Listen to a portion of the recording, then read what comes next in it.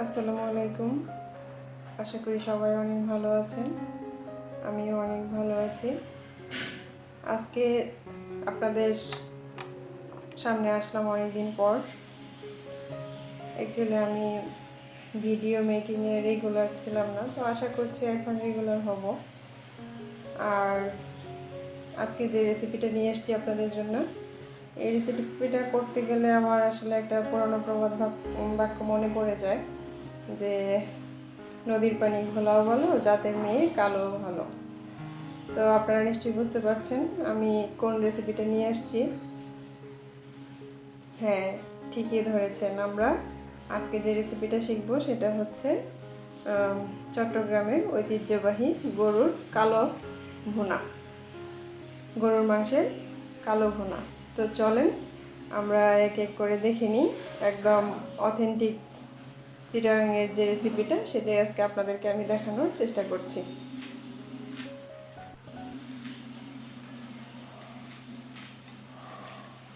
এখানে আমি নিয়ে নিয়েছি গরুর মাংস 2 কেজি। আর মাংসটা অবশ্যই হাড় থাকতে হবে, চর্বি থাকতে হবে এবং মাংস থাকতে হবে, অর্থাৎ সব কিছুই থাকতে হবে, হাড়, মাংস এবং চর্বি। তাহলে কালো ভুনাটা খেতেও ভালো হয় এবং রান্নাটাও অনেক সুন্দর হয়। আর এখানে আছে পেঁয়াজ কুচি, আর এটা হচ্ছে আদা বাটা, এটা হচ্ছে রসুন বাটা, পেঁয়াজ বাটা, এখানে আছে বেরেস্তা, আর এখানে হচ্ছে এটা হচ্ছে গরম মশলার গুঁড়া, আর এটা হচ্ছে রাঁধুনি গুঁড়া, এটা জিরা গুঁড়া, আর এটা হচ্ছে জয়ফল আর জয়ত্রী একসঙ্গে আমি গুঁড়া করে নিয়েছি। আর এখানে আছে হচ্ছে 3টা তেজপাতা, দারচিনি আছে 4-5 টুকরা, আর আছে হচ্ছে গোলমরিচ 8-10টা, আর এটা হচ্ছে কি বলে এটাকে, বড় এলাচ 2টা, আর ছোট এলাচ হচ্ছে 6-7টা। তো চলেন আমরা কথা না বাড়ায় চলে যাই একদম মেন রেসিপিতে।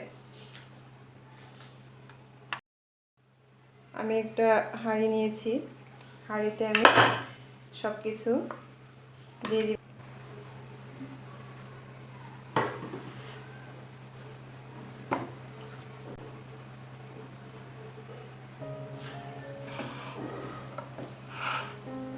এখন আমি দিয়ে দিচ্ছি হচ্ছে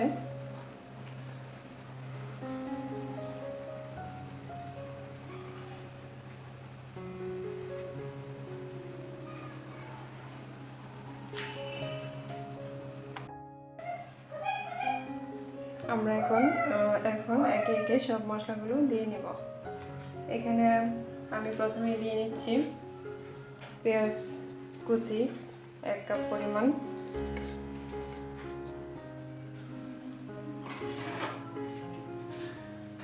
তারপর দিয়ে দিলাম বেরেস্তা 1 কাপ পরিমাণ,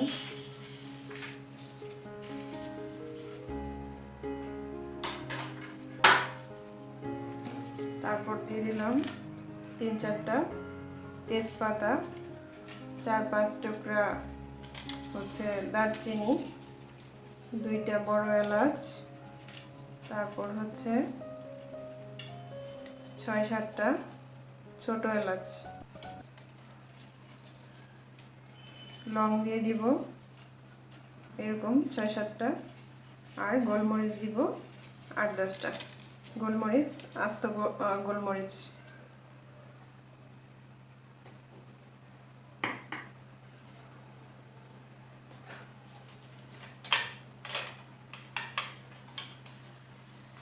হলুদ গুঁড়া দিলাম আধা চা চামচ। হলুদ গুঁড়াটা অল্প দিবেন, কারণ যেহেতু আমরা এটা কালো ভুনা করতেছি। আর মরিচের গুঁড়া হচ্ছে যে যেরকম ঝাল খায়, তো আমি এখানে 2 টেবিল চামচ দিয়ে দিলাম।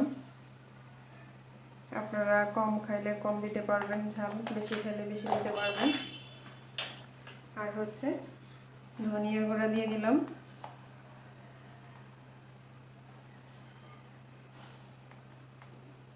1 টেবিল চামচ পরিমাণ। আর দিব হচ্ছে বাটা মশলা।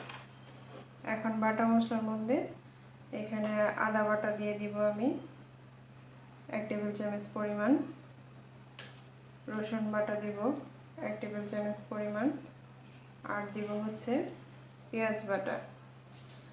গরুর মাংসে হয় কি আসলে এটা কালা ভুনাই হোক আর যে ভুনাই হোক, আপনি মাংসটা যদি একটু বেশি করে দেন, বেশি বলতে একটা গরুর মাংস আসলে একদম ঝরঝরা এরকম না হইলে ভালো লাগে না খেতে।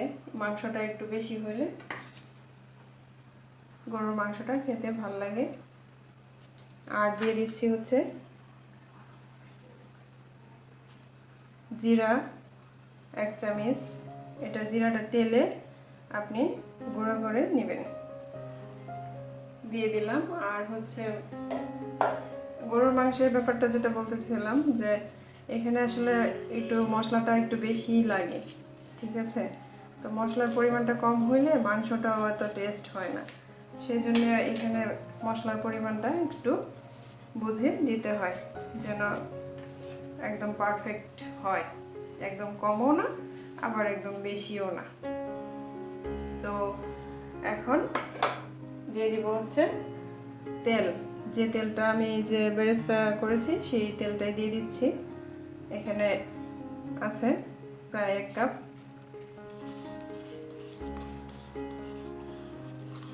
আপনারা দেখতে পাচ্ছেন আমি একটা গ্লাভস দিয়ে নিয়েছি। গ্লাভস দিলে আসলে অনেক উপকারিতা। এক হচ্ছে হাইজিনও মেনটেন হইলো, আপনার হাতটাও সুন্দর থাকলো। তো আমরা আসলে বিশেষ করে আমি অনেক কেয়ারলেস, নিজের প্রতি যত্ন একটু কম নিই। এই জন্য এখন থেকে ভাবতেছি সব ঠিকঠাক করে ফেলবো। খুব ভালোভাবে এটাকে মাখায় নিতে হবে। মাখানোর উপরে কিন্তু অনেক টেস্ট নির্ভর করে। আর এটা যখন আপনি খালি হাতে মাখাতে যাবেন, আপনার হাতটাই হয়তো বা তেল মশলা হলুদে অনেক বাজে হয়ে যায় দেখতে ব্যাপারটা। তো আমরা আসলে যে রান্না করলেও নিজের যত্ন নিয়ে রান্নাটা করতে পারি, নিজেকেও সুন্দর রাখতে পারলাম, খাওয়াটাও হইল। তো এটাকে আমি খুব ভালোভাবে মাখাবো।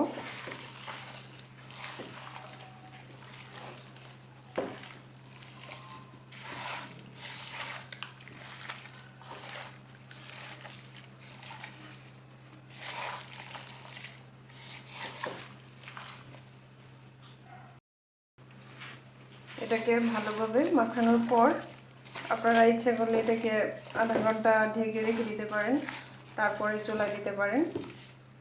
আর ইচ্ছা করলে নাও ঢাকা দিয়ে রাখতে পারেন, একদম রান্নায় চলে যেতে পারেন, ওইটা কোনো ব্যাপার না। তো চলেন এখন আমরা এটাকে চুলায় বসাই দেব।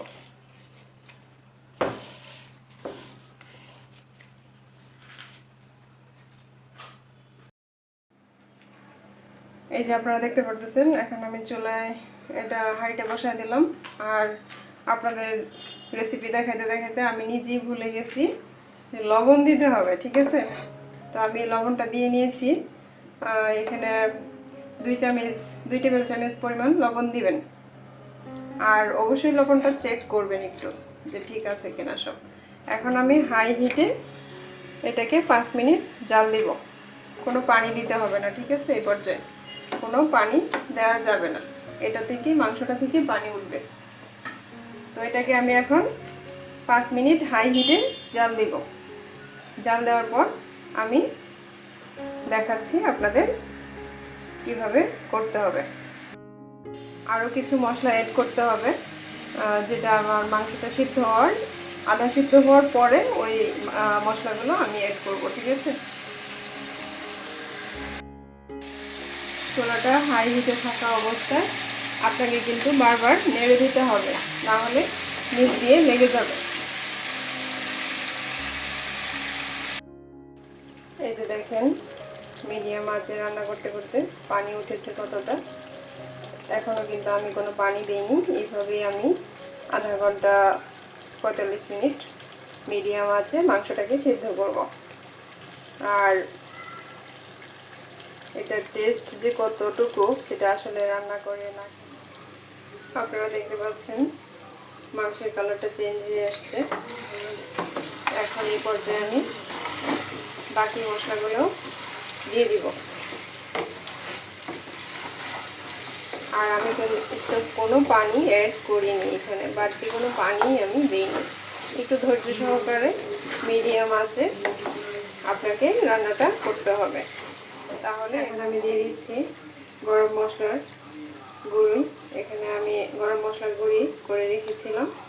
আর আপনারা যদি রেসিপিটা চান আমি খুব শীঘ্রই সেটার রেসিপিটা দিতে পারবো, এখানে কি কি মশলা দিয়েছি। তো গরম মশলার গুঁড়ি দিব আমি হাফ চা চামচ। এখন দিচ্ছি বাকিটা আবার নামানোর আগে হাফ চা চামচ দিব। আর হচ্ছে দিয়ে দিচ্ছি জয়ফল একটা আস্ত একটা জয়ফল। ভাজবেন না, না ভেজে এটাকে গুঁড়া করে নিতে হবে। একটা আস্ত জয়ফল গুঁড়ি দিয়ে দিচ্ছি। আর জয়ত্রী দিবেন 3-4টা।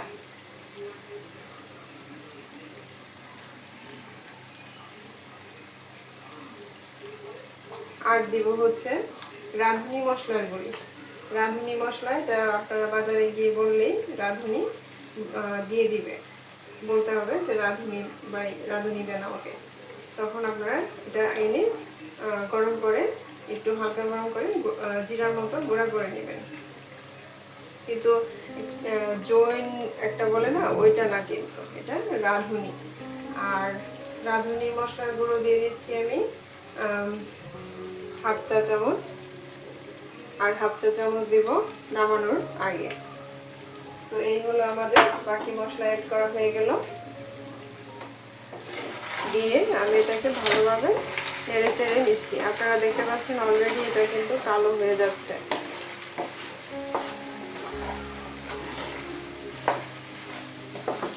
এটাকে আমি আরো কিছুক্ষণ রান্না করব। আশা করি আপনারা দেখতে পাচ্ছেন আমার মাংস প্রায় সিদ্ধ হয়ে গেছে। আমি কিন্তু কোনো পানি দেইনি, বারবার বলতেছি আপনারা পুরো প্রসিডিওরটা হুবহু ফলো করে রান্না করবেন। আর আপনারা নিজেরাই পরে আমাকে জানাবেন কেমন হয়েছে, ঠিক আছে? এখন আমি এটাকে বাগার দিব। দেখেন কত কালো হয়ে গেছে কালারটা। আর ফ্লেভারটা যে বের হয়েছে, আমার পুরো শরীর সহ গন্ধ হয়ে গেছে, ঠিক আছে? বাসার সবাই হুলস্থুল কাণ্ড যে কি রান্না হচ্ছে আজকে। তো আপনারাও অবশ্যই বাসায় ট্রাই করবেন এবং আমাকে জানাবেন।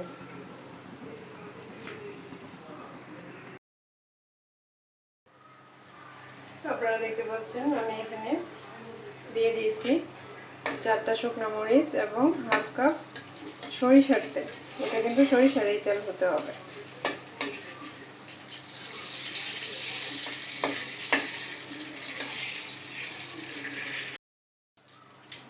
মরিচগুলো একটু ভাজা হয়ে যাওয়ার পর আমি এখানে দিয়ে দিচ্ছি পেঁয়াজ কুচি।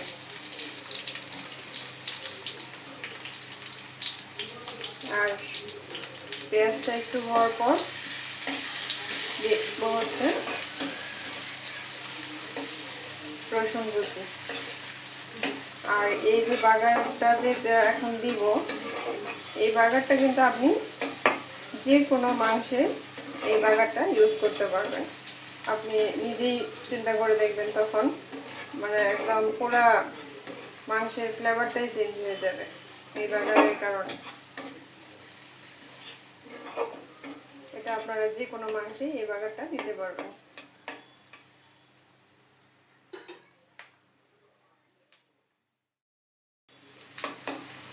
আর আপনারা পুরো রেসিপিটা পাবেন ডেসক্রিপশন বক্সে, আমি দিয়ে দিব কোনটা কতটুকু পরিমাণ, ওটা দেখে আপনারা রান্না করতে পারবেন। কিন্তু রান্নার প্রসিডিওরটা অবশ্যই ফলো করতে হবে। না হলে কিন্তু ঝামেলা হয়ে যাবে। মাংস অনেকের সিদ্ধ হবে, অনেকের হবে না, অনেকের কালো হবে, হবে না, পারফেক্ট কালার আসবে না।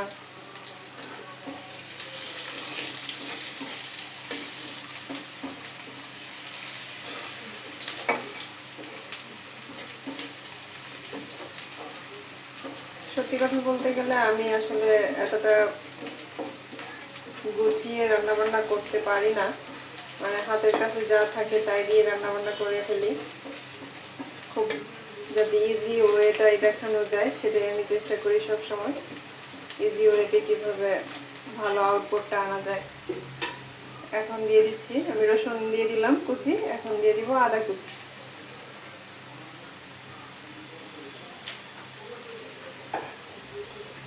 এগুলাকে আমি ব্রাউন করে ভেজে নিব।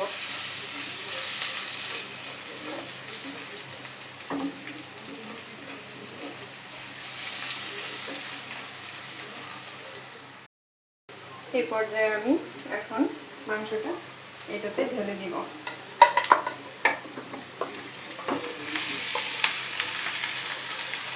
এই যে দেখেন পাতিল একদম পরিষ্কার। এটা কিন্তু বারবার নাড়তে হবে, না নাড়লে লেগে যাবে নিচ দিয়ে। এটা ঢেলে দিয়ে আমি ঢেকে দিব, 2 মিনিট এইভাবে ঢেকে রেখে দিব। এটার যে ফ্লেভারটা বের হয়েছে দেখেন, ঢাকনার ভিতর দিয়ে বোঝা যাচ্ছে।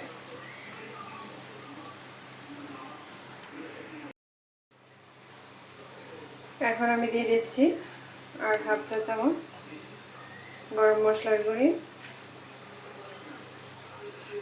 আর হচ্ছে 1/2 চা চামচ রাঁধুনির গুঁড়ি।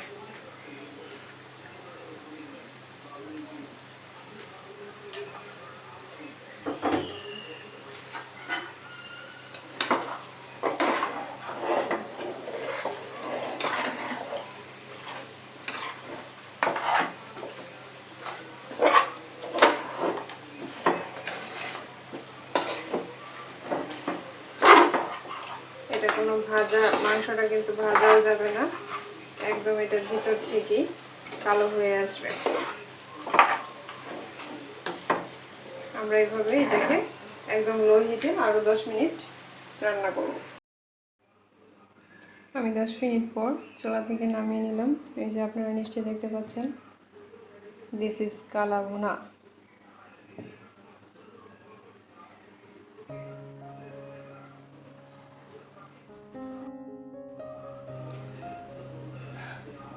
আমি আপনাদের কয়েকটা মাংস একটু দেখাচ্ছি কেমন কালো হয়েছে।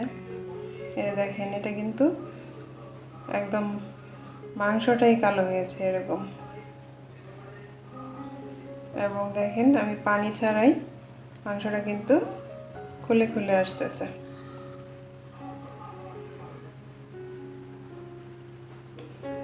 আপনারা এটা নিয়ে টেনশন করবেন না যে মাংসটা পানি ছাড়া সিদ্ধ হবে কি না। এই যে দেখেন কত নরম হয়েছে প্রত্যেকটা মাংসই। এই যে দেখেন, ঠিক আছে, এটা কিন্তু এরকম, এই যে মাংসটাই কালো হবে। এই যে দেখেন,